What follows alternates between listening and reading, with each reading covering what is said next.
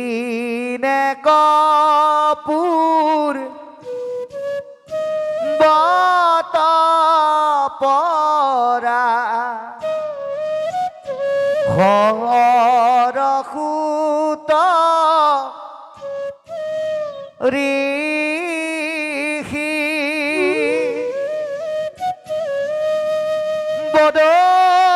বদরিকা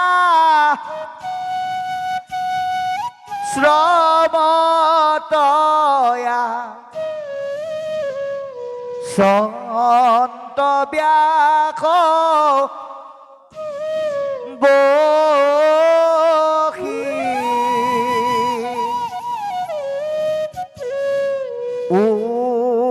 উগুলাথু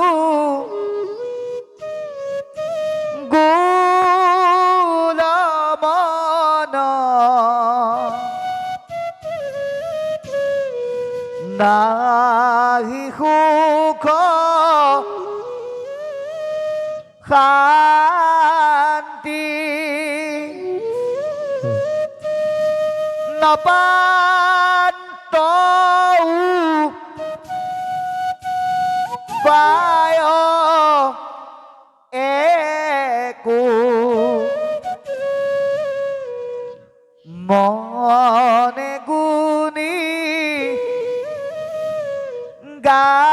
গান্ধী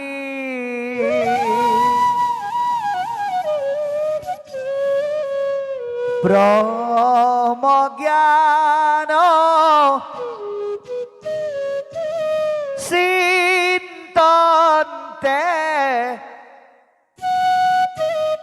মনত নাহি সুখ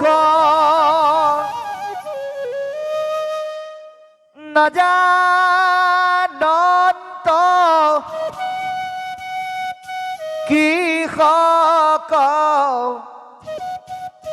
মনত মিলে দুঃখ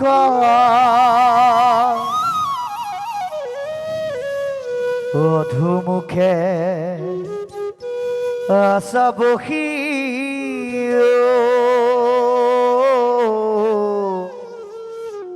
হয়ানি শবদ সেই বেলা তৈতে আহি মিলিল নাৰদ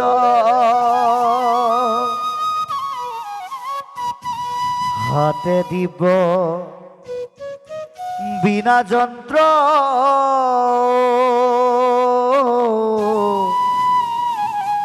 মুখেরা মনাব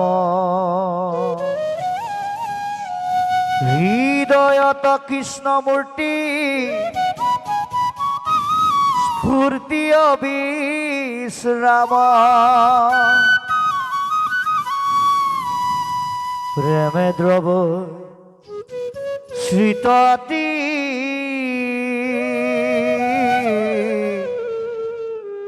রোমাঞ্চ শরীর ধারায় শ্রবন্তে আসই নয়নর নীর তুলন্ত যন্ত্রত মহা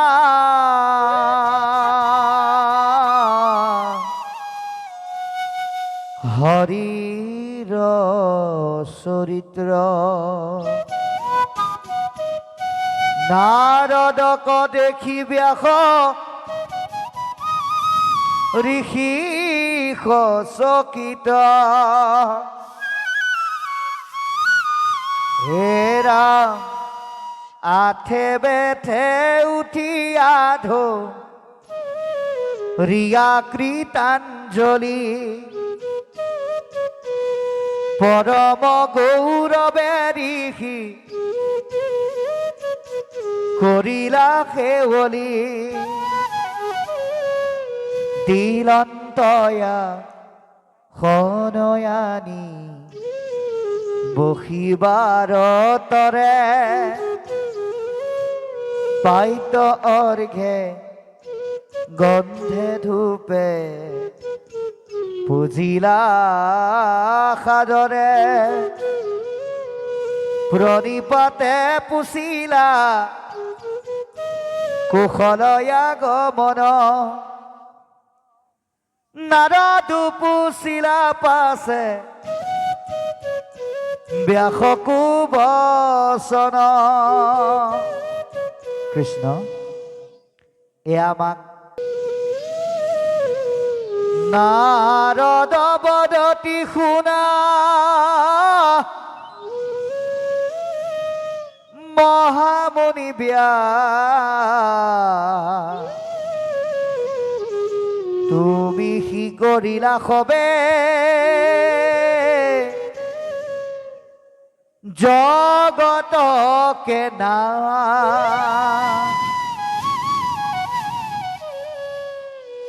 নিৰন্তৰে পশুৰ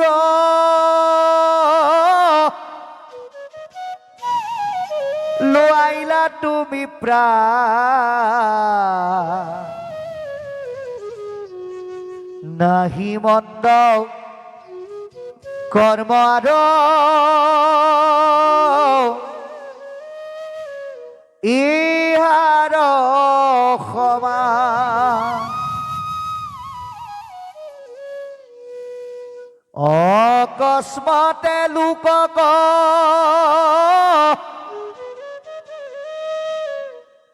কৰাইলা শিক্ষা ধৰ্ম নুবুজিলাই আপুনি বে দৰু তত্ত্ব মৰ্ম গৰিহিত কৰ্মকু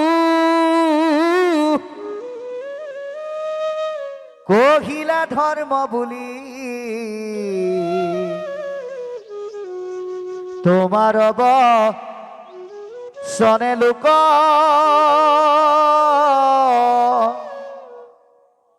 নাখিলা সমূলি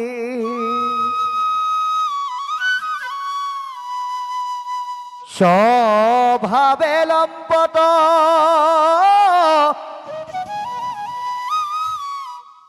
বিষয়ত অনুৰাগ স্বৰ্গ পাইব বুলি ৰংগে কাতে হংসা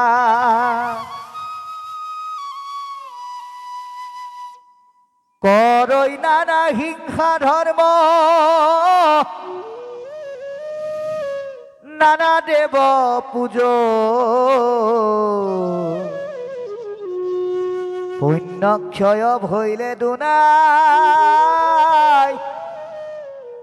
নৰক তমজ যদি জ্ঞানী কৰে তাক কৰে নিবাৰণ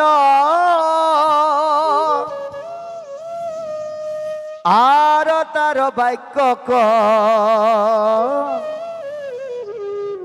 নমানে একো জন বুলৈ উপালম্ভ কৰি বচন খণ্ডিত ব্যাসতই অধিক ভৈল এহেন্তে পণ্ডিত প্ৰকৃতি কহিলা তুমি আনহে ধৰ্ম নকৈলা প্ৰখ্যাত কৰি কৃষ্ণ কীৰ্তনক সিজিলা তোমা তৰিষি পৰম অন্যায় নাহি সুস্থ চিত্ত তব এই অভিপ্ৰায়। গতিকে এতিয়া ইয়াৰ দ্বাৰা আমি কি বুজিলো? দেখিও কহৰিময়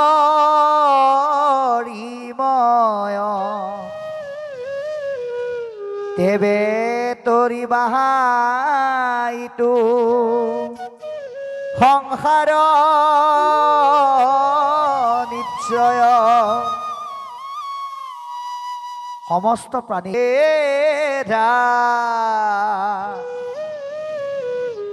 মোট চিত দিয়া যাৰ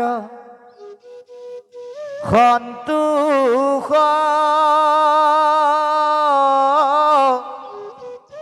মিলয় সেহি স্বৰ্গ সুখ সখী জানিবা নিশ্চয়। আজি যে আমি ৰাতিপুৱাৰ পৰা এই মুহূৰ্তলৈকে এই 9:24 আমি বহিলো, ইয়াৰ দ্বাৰা যিটো আনন্দ পাইছোঁ, যিটো সুখ পাইছোঁ, এয়া পৃথিৱীৰ কোনো সুখে আপোনাক আমাক দিব নোৱাৰে।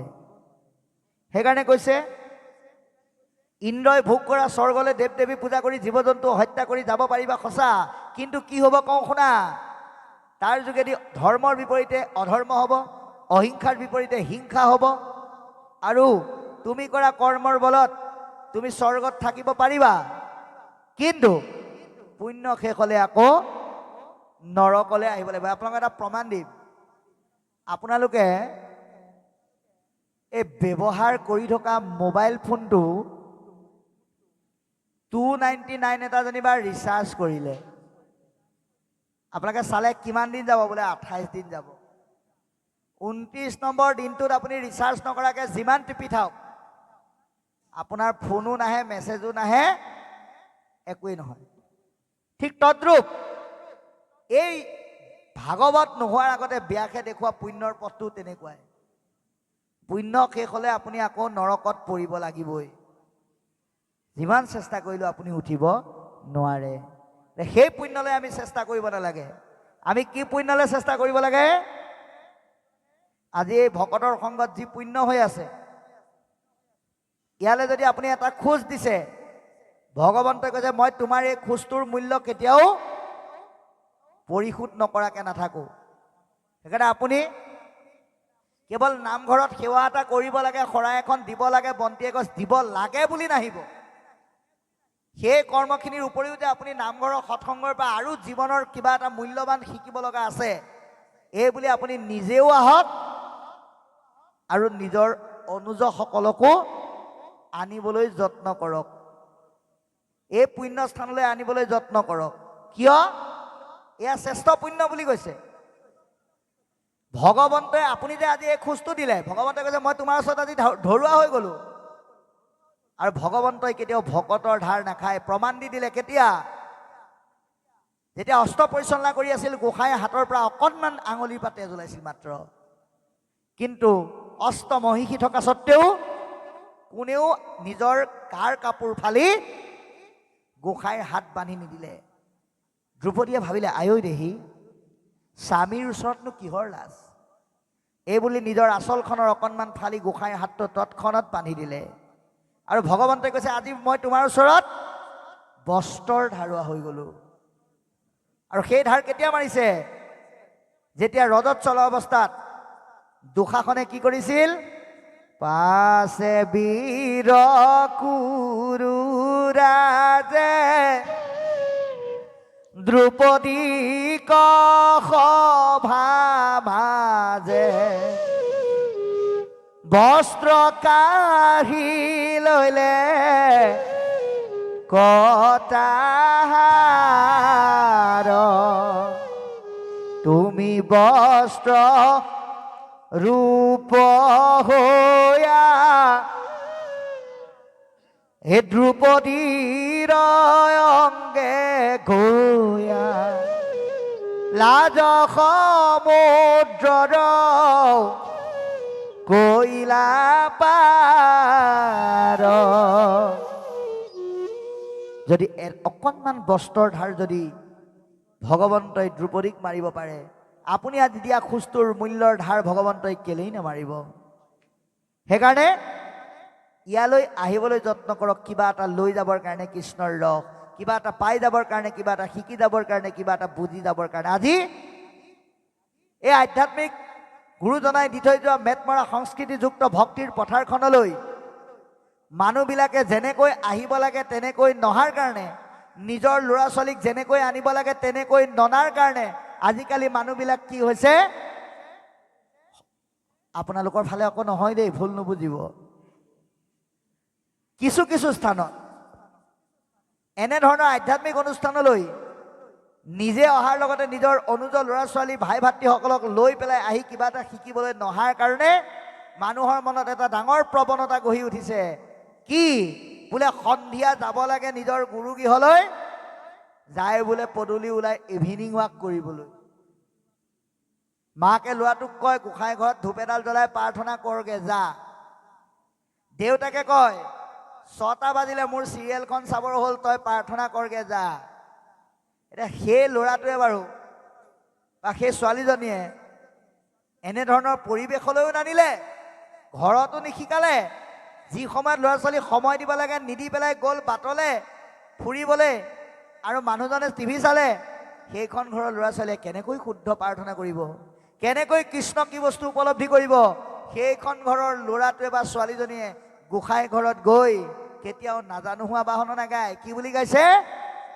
অনিচিনো তোমাক ক'ত আছা প্ৰভু, আমি অতি সৰু ল'ৰা, চিঞৰি চিঞৰি মাতিলে তোমাক নামাতা দূৰৰ পৰা। এই অৱস্থাটো যাতে নহয়, যাতে এই আধ্যাত্মিক ৰস আৰু ঘোষাৰ আজি ইমান সুন্দৰকৈ আপোনালোকে আজি অন্তঃস্নান কৰিলে, পৰ্যালোচনা নহ'লেও সাধুসকলে 1001টা ঘোষা পাঠ কৰি এই পবিত্ৰ ধাম কিন্তু ধুই পবিত্ৰ নিকাহ কৰি পেলালে।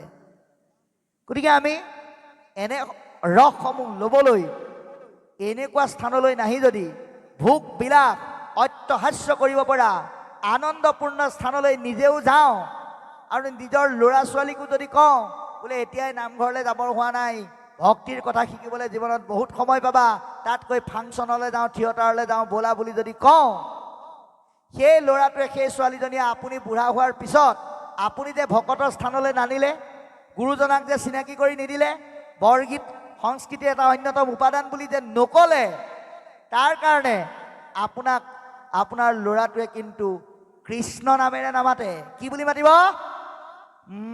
পুহিবে নপাৰ বুঢ়া, খাইবে মাত্ৰ চাখ, ভুকি কাৰণে বুঢ়া মৰিয়া নাযাখ। আৰু নিজৰ বোৱাৰীয়েকে ভাতকেইটা দিওঁতে কি বুলি দিব? যিখন ঘৰত ভক্তিৰ পৰিৱেশ নাই, এহি বুলি খৰ্ববাণী বুলিয়া বিস্তৰ, অন্নমুঠি দিয়া বোলে বুঢ়া মৰ মৰ। তাতকেও উপায় নাপালে কি বুলি ক'ব? ৰাতি যেতিয়া স্বামী স্ত্ৰীয়ে একেলগে কথা পাতিব তেতিয়া ক'ব, এই বুঢ়াটোক লৈ আৰু নোৱাৰি, একেৰা চাহ খাওঁ ভাত খাওঁকে থাকে, গতিকে এটা কিবা এটা কৰা। আৰু সেইজন পিতেকে যিজনে আধ্যাত্মিকতাৰ ৰস নাপালে, গুৰুজনাৰ সংস্কৃতিক নুবুজিলে, বৰগীত কি নিশিকিলে, নামঘৰলৈ আহিবলৈ মাক দেউতাকে দৰ্শন নিদিলে, সেই ল'ৰাটোৱে নিজৰ আইগৰাকী অৰ্থাৎ ভাৰ্যাৰ লগত কথা বতৰা পাতি দেউতাকক ক'ব, দেউতা মাহে মাহে মই পইচা দি থাকিম, কিন্তু তোক আমি আমাৰ লগত নাৰাখোঁ। ক'লৈ লৈ যাম? তহঁতৰ নিচিনা মানুহ থকা এটা জেগালৈ লৈ যাম, যাৰ নাম বৃদ্ধাশ্ৰম। আটাইতকৈ ডাঙৰ কথা, য'ত মহাপুৰুষ শ্ৰীমন্ত শংকৰদেৱে ধৰ্মৰ বীজ সিঁচি দিলে, য'ত দাৰ্শনিক পণ্ডিত যুগনায়ক মাধৱ মহাপুৰুষে 1001টা ঘোষাৰ দ্বাৰা ভক্তিৰ ৰসৰে নামৰ নদী বোৱালে, য'ত ৰসৰাজ লক্ষ্মীনাথ বেজবৰুৱাদেৱে অসমীয়া সাহিত্য সংস্কৃতিৰ বৰভেটি নিৰ্মাণ কৰাৰ সপোন দেখিলে, য'ত ৰূপকোঁৱৰ জ্যোতিপ্ৰসাদ আগৰৱালাই সংস্কৃতি চিৰ সুন্দৰ সংস্কৃতি বুলি কৃষ্ণকেই চিনাকি কৰি দিলে, য'ত বিষ্ণুপ্ৰসাদ ৰাভাই তৰিবৰ কাৰণে ৰামকৃষ্ণ নামৰ নৌকাত উঠিব লাগিব বুলি নিজৰ গীতেৰে ক'লে, তেনে এখন সমাজত, তেনে এখন ৰাজ্যত বৃদ্ধাশ্ৰম গঢ়ি উঠাটোৱে আচলতে দুখৰ বিষয়। গতিকে আমি সাৱধান, সেইবোৰ নহ'বৰ কাৰণে এনেধৰণৰ পৰিৱেশ, এনেধৰণৰ স্থানলৈ আমি কেৱল বয়োবৃদ্ধসকল অহাটোৱেই কাম্য বুলি নাভাবি আমি সকলো আহিব লাগিব। সেইকাৰণে কৈছে কি বুলি, যে যদি জ্ঞানীগণে কৰে তাকক কৰে নিবাৰণ। হে ব্যাস, তোমাৰ অৱৰ্তমানত যদি মানুহে শুদ্ধ পথটো যদি গুণী লোকে কাৰোবাক দেখুৱাইও দিয়ে আৰু তাৰ বাক্যকণ নমানে একোজন, আৰু তেওঁৰ বাক্য কোনেও নামানে, বুনৈ উপালম্ভ কৰি বচন খণ্ডিত, সেই শুদ্ধ পথ দেখুৱাই দিয়া জনক মানুহে উপলুঙা কৰিব। কি বুলি, ব্যাসতো অধিক ভৰিল এহেন্তে পণ্ডিত। এতিয়া ব্যাসতকৈ অধিক পণ্ডিত ওলালে, সিজিল তোমাতৰ ঋষি পৰম অন্যায়। গতিকে সেইকাৰণেই তোমাৰ অন্যায় হ'ল। গতিকে আমিও যদি এনেকুৱা কৰ্ম কৰোঁ তেতিয়াহ'লে আমাৰ দ্বাৰাও অন্যায় হ'ব, আৰু আমিও জীৱনৰ শেষ সময়ত অস্থিৰতাৰ মাধ্যমেৰে অশান্তিত কটাব লাগিব। সেইকাৰণে পৰৱৰ্তী পদে আমাক কৈছে,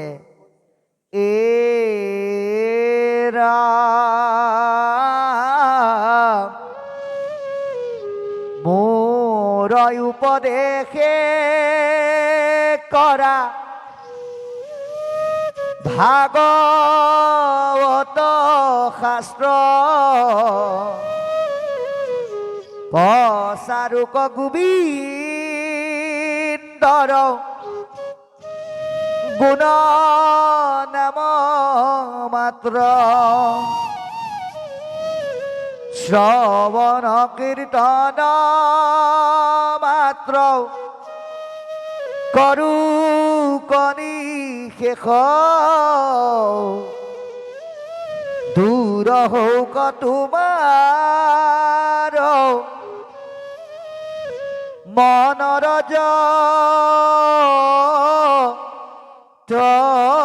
ক্লেশ,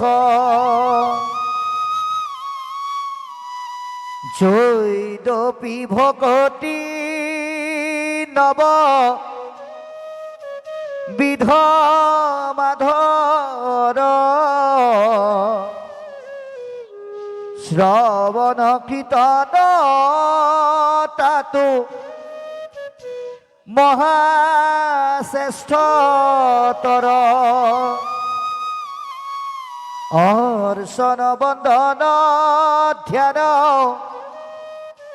সমস্তকে কৰি, যশ কীৰ্তনত অতি তুষ্ট হুন্ত হৰি, হে ৰাম ভকতে যতে গাৱে গুণ নাম ছয়, তাৰ মালা গান্ধি আপি ধন্ত কৃপাময়, হেন জানি ব্যাস ঋষি তুমি সৰ্বজান, নিৰ্মিউক শাস্ত্ৰ কৃষ্ণ চৰিত্ৰ প্ৰধান,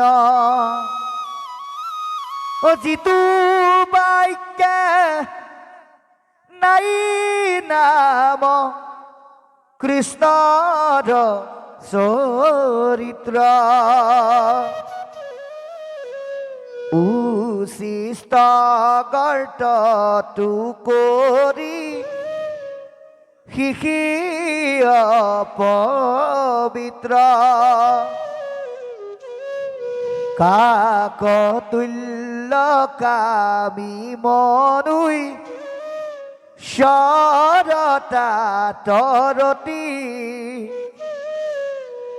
ভকতৰ নাই তাত অভিলাষমতি যিটো বাক্যে আছে গুণ নাম মাধৱৰ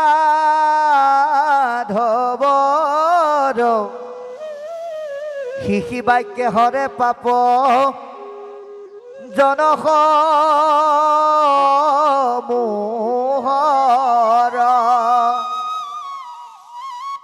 এৰা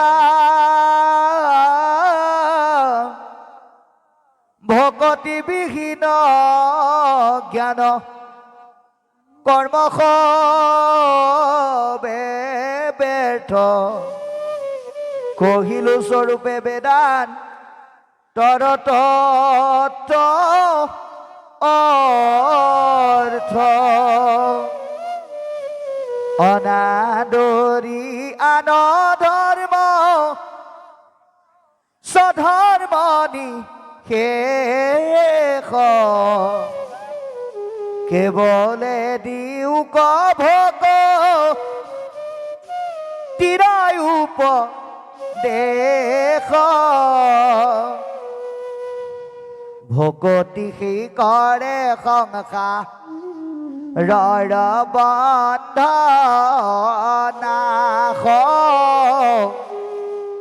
ভকতিৰ প্ৰভাৱ শুনি ঋষি ব্যাস স্বধৰ্মকতে জীৱ জয় কৃষ্ণক প্ৰতি তাত প্ৰেম পূৰ্ণ যেবে নভৈল ভকতি হইল ভ্ৰষ্ট যদি বা অল্পতে গৈল প্ৰাণ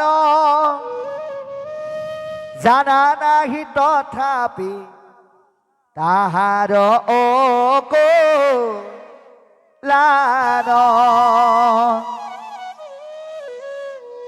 আহাৰ ঊৰ্ধ্ব বাহু কৰি হেৰা কৰো অংগীকাৰ অধম জাতিটো যদি জন্ম হুৱে তাৰ জ্ঞানীটো কৰ্মীটো কৰি তথাপি অধিক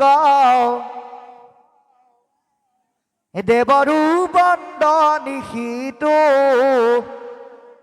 ভকতিৰ শিক আৰু মাত্ৰ দুটা কুটৰ অন্তত আজিৰ এই ভাগৱতৰ অধ্যায় পঢ়িব আমি অকণমান তাৰ পিছতেই আলোচনা কৰি আমি আজিৰ অনুষ্ঠান সামৰিম এৰা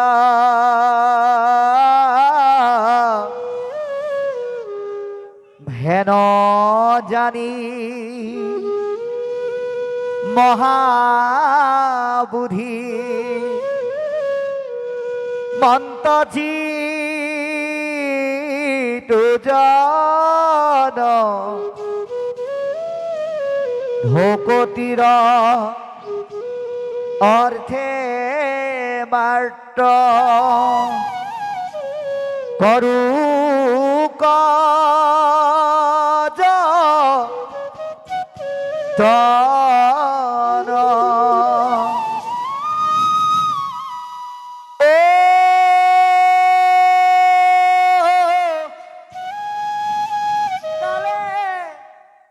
কৰ্মে মিলাইবে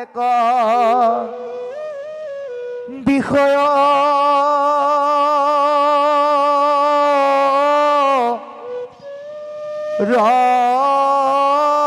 সুখ উপদেশী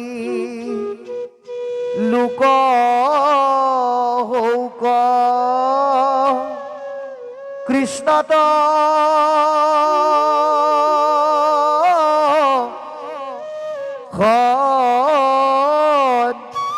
মুখ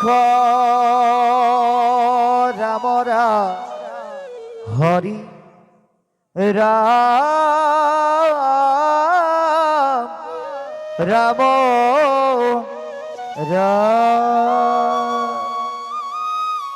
এতিয়া আমাক পদে কি ক'লে?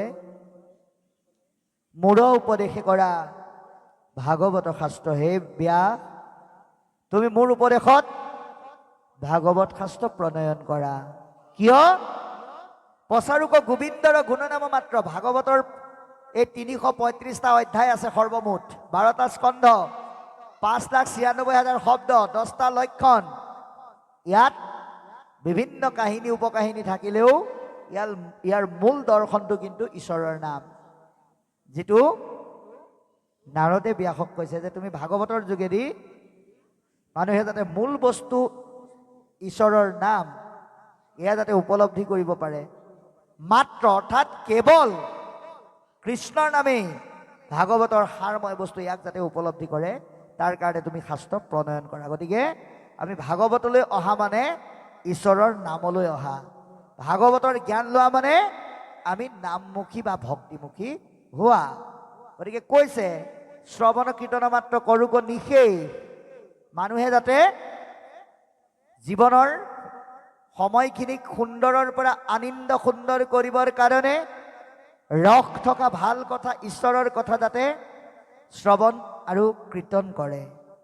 আৰু তেতিয়াহে ব্যাস তোমাৰ মনৰ মলিনতা দূৰ হ'ব। আমিও যিমান শ্ৰৱণ কীৰ্তন কৰিম আমাৰ হৃদয়ৰ লেতেৰাবিলাক নাইকিয়া হ'ব। যদ্যপি ভকতি নৱবিধ মাধৱৰ, যদিও 9বিধ ভকতি শ্ৰেষ্ঠ বুলি কৈছে, কিন্তু শ্ৰৱণ কীৰ্তন জানা অতি শ্ৰেষ্ঠতৰ। 9বিধ ভকতি কলিকালৰ লোকে কৰি শেষ কৰিব নোৱাৰে। সেইকাৰণে কৈছে সহজলভ্য পথ, ভক্তিৰ সহজ উপায় শ্ৰৱণ আৰু কীৰ্তন। কাৰণ ভকতে যতেক গাৱে গুণ নাম ছয়, তাৰো মালা গান্ঠিয়া পিন্ধন্ত কৃপাময়। এই যে আমি এনেকুৱা সমাজত বহি পেলাই যে ঈশ্বৰৰ নাম গাইছোঁ, এই নাম শুনি থাকে ভগৱন্তই, আৰু তেওঁ মালা গাঁঠি বোলে হৃদয়ত পিন্ধে, যিটো নেকি নাৰদকো কৈছে নাৰদ বিষ্ণু আসন্ত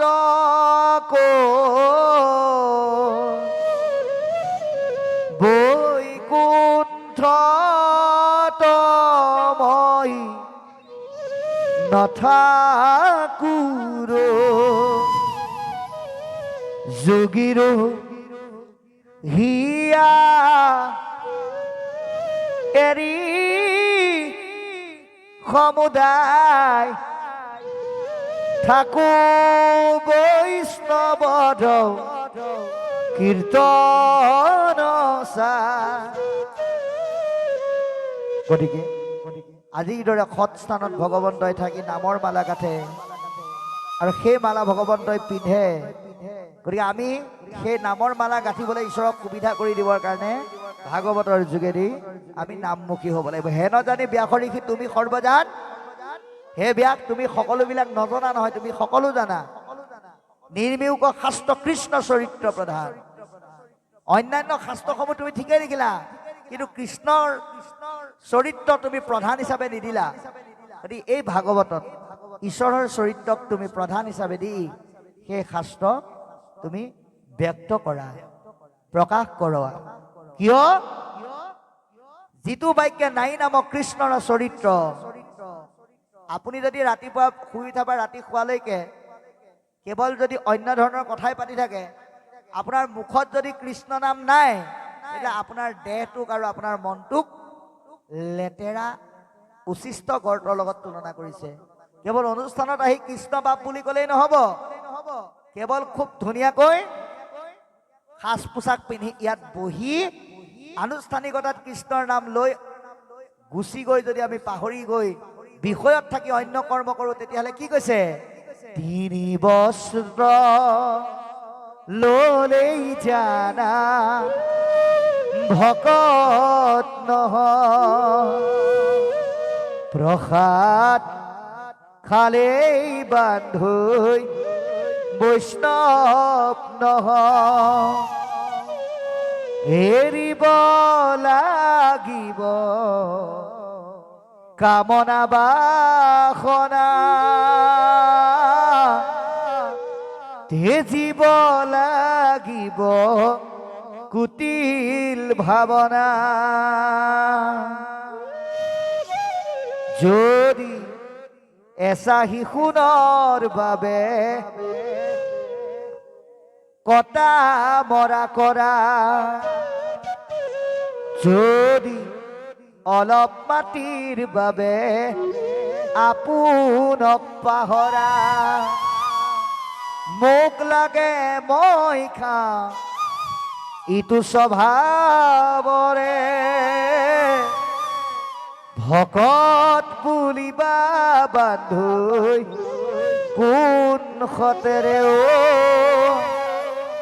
ভকত বুলিবা বান্ধৈ কোন সতেৰে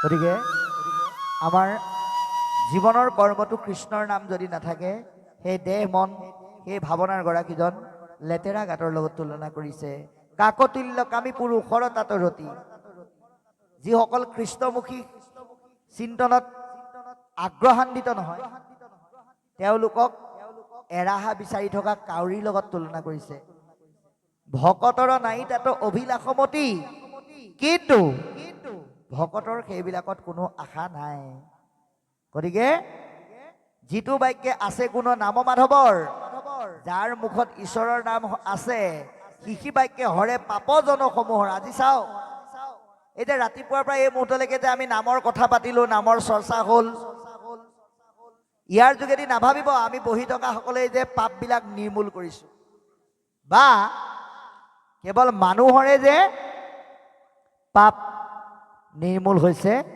এনে নহয় আজি ইয়াৰ যোগেদি কি হৈছে গছ লতিকা তৰু তিনয়ো কিন্তু সুবিধা পাইছে হে ৰাম জয়িত থাকে মোৰ ভক্ত উদাৰ চৰিত্ৰ কীট পতংগ কুতাত কৰ অপবিত্ৰ আজি এই কৰ্মৰ দ্বাৰা গছ লতিকা তৰুতীৰ্ণ সকলোখিনি এটা উত্তৰণ হোৱাৰ সুবিধা পাইছে আৰু এই কৰ্ম আঁচনি গ্ৰহণ কৰা সকলক সেই পশু পক্ষী গছ লতিকাই যিটো আশীৰ্বাদ দিছে বা আপোনালোক পুণ্যৱন্তসকলে যিটো আশীৰ্বাদ দিছে এয়া কোটি টকাতকৈও মূল্যৱান বুলি কৈছে গতিকে সুন্দৰকৈ কৈছে কি বুলি যে যিটো বাক্যে ঈশ্বৰৰ নাম আছে সেই নামে সমস্ত পাপ বিনাশ কৰে ভকতিবিহীন জ্ঞান কৰ্ম হবে ব্যৰ্থ আমি ভকতিবিহীনভাৱে যদি কৰ্ম কৰোঁ কাৰোবাক যদি খাবলৈ দিওঁতে খালে খাবি নাখালে নাই বুলি পেলাই যদি এটা কুৎসিত মন লৈ পেলাই দিওঁ তাত যদি কৃষ্ণ নামৰ ৰস নাথাকে সেই কৰ্ম কেতিয়াও সম্পূৰ্ণ কৰ্ম হ'ব নোৱাৰে জ্ঞান আমি কাৰোবাৰ পৰা কিবা এটা জ্ঞান আচৰণ কৰিবলৈ যাওঁতে ল'বলৈ যাওঁতে দিবলৈ যাওঁতে আমাৰ ভাৱনাত যদি কৃষ্ণৰ নাম নাথাকে মই বৰ ভাৱ থাকে তেতিয়াহ'লে সেই জ্ঞানৰো মূল্য নাই বুলি কৈছে গতিকে জ্ঞান কৰ্মক যদি ভক্তিক সংযোগ নকৰোঁ তেতিয়াহ'লে নহ'ব এই সিদ্ধান্ত আমাক পদে দিছে অনাদৰি আনধৰ্ম স্বধৰ্ম নিশেষ কেৱলে দিওঁক ভকতিৰ উপদেশ আমি ভক্তি ধৰ্ম জ্ঞান দিয়াৰ নামত আনৰ ধৰ্মক কেতিয়াও হিংসা কৰিব নালাগে আমাৰ বহুতে ভাগৱতৰ এটা স্কন্ধৰ ব্যাখ্যা হয় মই কাকো সমালোচনা কৰা নাই আমি নিজে শ্ৰোতা হিচাপে শুনিছোঁ কিছু কিছু জেগাত ভাগৱতৰ স্কন্ধটোৰ আলম লৈ আনে কৰি অহা ধৰ্মক আক্ৰমণ কৰিবলৈ গৈ বা আন আনুষাংগিক কথা ক'বলৈ গৈ পদত নথকা এনেকুৱা কিছুমান বিষয় পাই যায়গে যিয়ে আনৰ মনত কষ্ট দিয়ে। সেইটো আমি কেতিয়াও কৰিব নালাগে। পদৰ পৰা আমি কেতিয়াও বাহিৰ হ'ব নালাগে। ভাগৱতৰ এই 5,96,000 শব্দত কিমান কথা আছে সেয়া কৈয়ে শেষ কৰিব নোৱাৰে, অনন্তই শেষ কৰিব নোৱাৰিলে বুলি কৈছে। তাৰপিছত যদি আমি চালে বেৰে কোবাই বাহিৰৰ পৰা বিচাৰি আনি যদি অন্যান্য অৰ্থৰে ইয়াক কওঁ তেতিয়াহ'লে সেয়া অপপ্ৰচাৰ হ'ব। সেইটো আমি কেতিয়াও কৰিব নালাগে। আনৰ ধৰ্মক হিংসা কৰিব পৰা, দুখ দিব পৰা, আঘাত দিব পৰা বিষয় আমি কেতিয়াও প্ৰকাশ কৰিব নালাগে। কেৱলে দিওঁক ভকতিৰ উপদেশ। আপুনি যিটো ভাল বস্তু আপুনি আপোনাৰ ভাল পোৱাজনক খাবলৈ দিয়ক। তেওঁ যদি নাখায় বুলি কয় সেইটো তেওঁৰ কথা, কিন্তু আপুনিতো কেতিয়াও মুখ মেলি খুৱাই দিব নালাগে। অৰ্থাৎ আমাক কৈছে যে ভকতিৰ উপদেশ দিয়া, কিন্তু দি পেলাই আনে কৰি অহা কৰ্মত যাতে দুখ আৰু আঘাত নাথাকে তেনেকৈ কেতিয়াও নকবা। ভকতি সি কৰে সংসাৰৰ বন্ধনাশ। ভকতিয়ে আমাক সংসাৰৰ বন্ধনৰ পৰা ৰক্ষা কৰে, কৰ্মবন্ধনৰ পৰা মুক্ত কৰি দিয়ে। আমি কৰ্মবন্ধনৰ গাঁঠিত বান্ধ খাই আছিলোঁ। আজি আপোনালোকে যে ইয়ালৈ আহিলে এটা গাঁঠিৰ পাক খোল খালে। ভকতিৰ প্ৰভাৱ শুনিও ঋষি ব্যাস। গতিকে ভকতিৰ প্ৰভাৱটো কওঁ শুনা। কৃষ্ণৰ পৰম ভক্ত, গতিকে কি বুলি কৈছে? স্বধৰ্মক তেজী ভজৈ কৃষ্ণক সম্প্ৰতি। যদি কোনোবাই ঈশ্বৰ প্ৰাপ্তিৰ কাৰণে যাত্ৰা কৰোঁতে কাৰোবাক যদি ত্যাগো কৰিব লগা হৈছে, প্ৰমাণ বিদুৰ, বিভীষণ, প্ৰহ্লাদ, এওঁলোকে ত্যাগ কৰিছে। ত্যাগত সাধনা আছে। গতিকে আপোনাক যদি কোনোবাই কয় বয়স হোৱা নাই, 60 বছৰৰ পিছত যাবা, এই কথা শুনি পেলাই যদি আপুনি বিচলিত হৈ যায় তেতিয়াহ'লে লোকচানটো নিজৰ। কিন্তু আপুনি স্বজ্ঞানেৰে উপলব্ধি কৰি বিবেকৰ দ্বাৰা পোৱা জ্ঞানৰ দ্বাৰা আনে 10টা কথা কৈ থাকক, আপুনি যদি সেইখিনিক বিচলিত নহৈ সেই কোৱা কথাখিনি কোৱা মায়ামুখীসকলক যদি আপুনি অন্তঃকৰণে তেওঁলোকৰ বাক্যখিনিক যদি ত্যাগ কৰিব পাৰে তেতিয়াহ'লে আপোনাৰ কি হ'ব?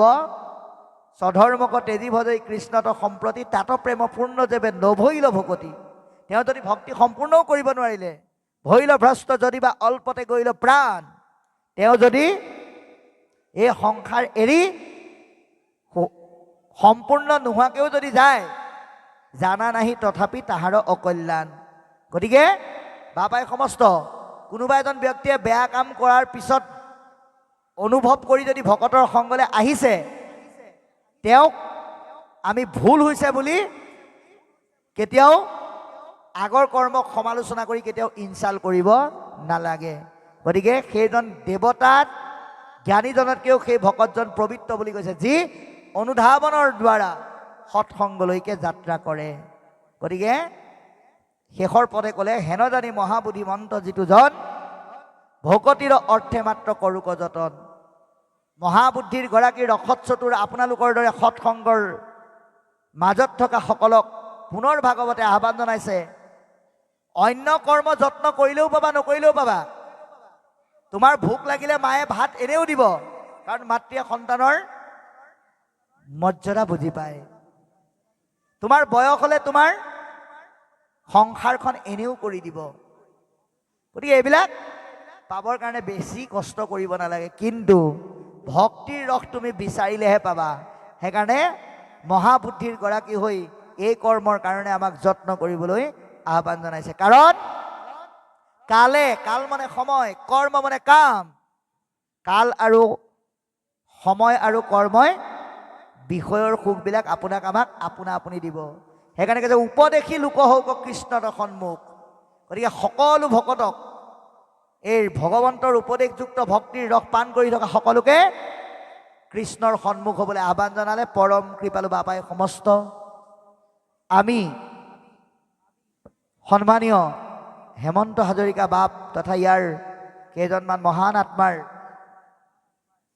কৃপাত আপোনালোকৰ মাজত আহি অকণমান ঈশ্বৰৰ সেৱা ধৰি দুটামান কথা আদান প্ৰদানৰ মাধ্যমেৰে কৃষ্ণ কথা কেইটামান ভাগৱতৰ পৰা শিকিলোঁ।